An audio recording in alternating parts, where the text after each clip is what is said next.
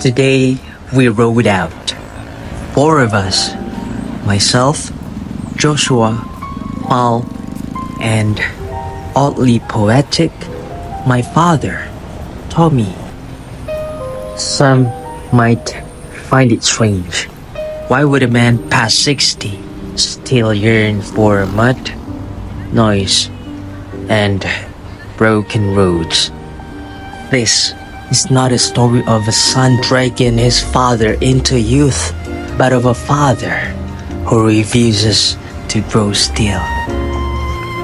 He offered himself as if some ancient fire in his blood still remembered how to burn.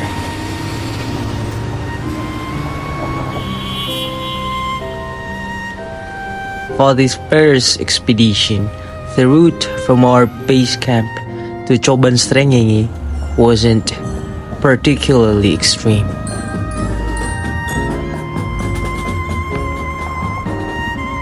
I rode Koda, my silver W175, with the glow of a memory.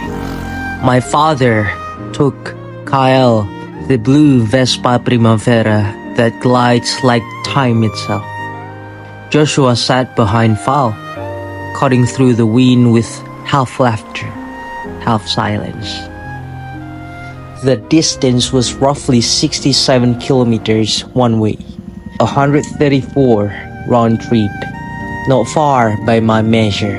Even if tripled, I know I could endure it.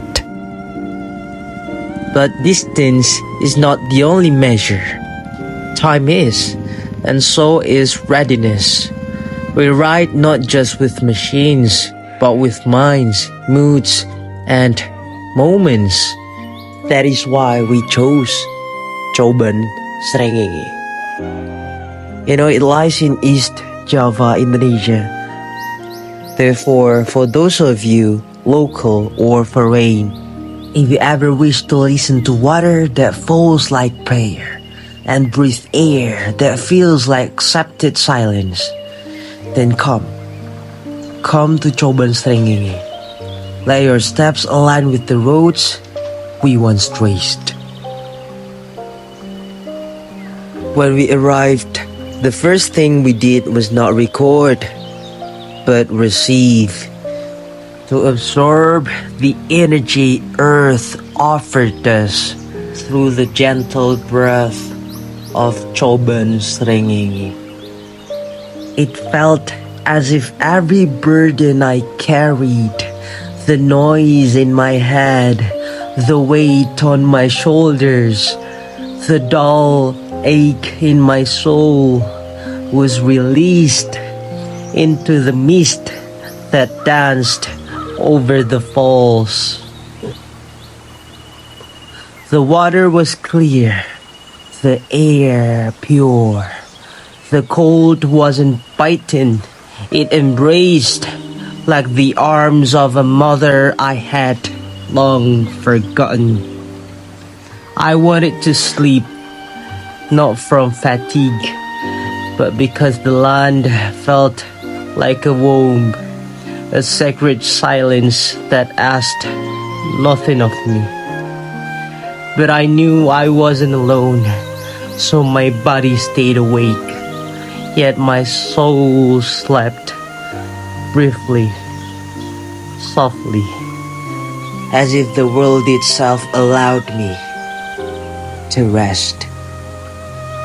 The waterfall poured and pounded, but not with violence. It was cleansing, like a forgotten truth striking the chest.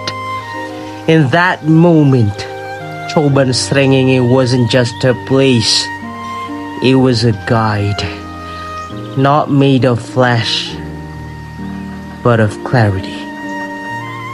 It did not speak with words, but I understood. Return to who you really are. I who am myself, was once confused But now I arrive at a truth that words can't fully hold. That nature is my companion. Life is absurd. Try to dress it in meaning, in theories, in beliefs, and still the absurd remains. It is stitched into the fabric of existence itself. Perhaps that is why we evolved consciousness, not just to understand the world, but to feel its ache. But nature, perhaps it is the divine extended. It heals what no voice can reach. It calms what no hand can soothe. It softens what life has made stone. So me, Joshua, and anyone who hears the language of water and the hush of wind, we vow this, to always walk hand in hand with the earth. Let Srengenge bear witness that we did not come here just to see beauty, but to make a vow, a silent one, to the soil we once forgot.